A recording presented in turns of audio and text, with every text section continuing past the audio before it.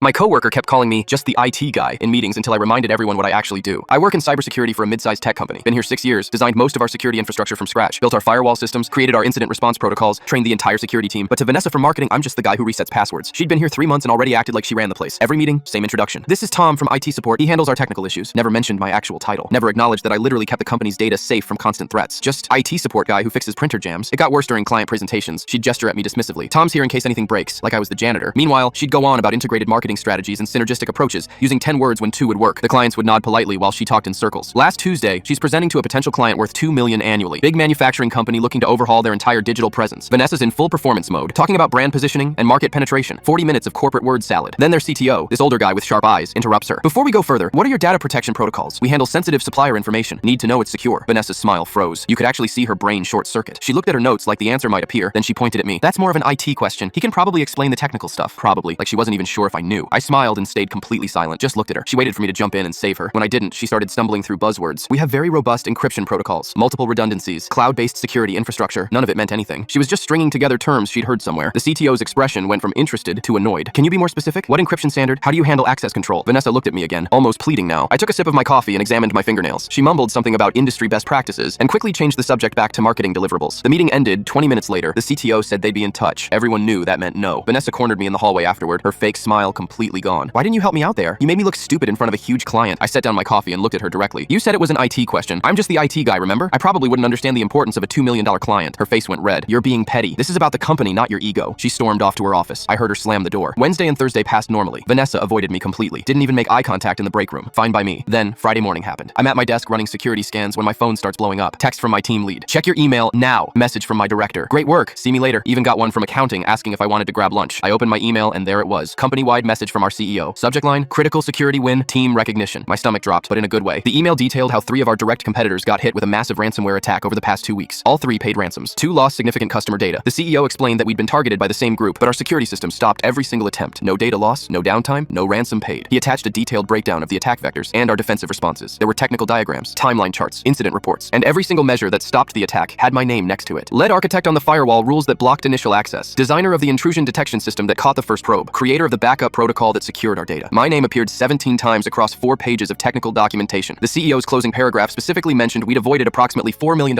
in potential damages, ransom payments, and regulatory fines. He thanked the security team and named me specifically as the reason the company was still operating normally while our competitors scrambled to rebuild. I looked across the office. Vanessa was at her desk, staring at her screen. Her hand was frozen on her mouse as she scrolled through the email, seeing my name over and over as the person who'd literally saved the entire company from catastrophe. She finally looked up and I was standing right there in her doorway, holding my coffee, watching her process what she'd been calling IT support for 3 months. Still think I just reset passwords?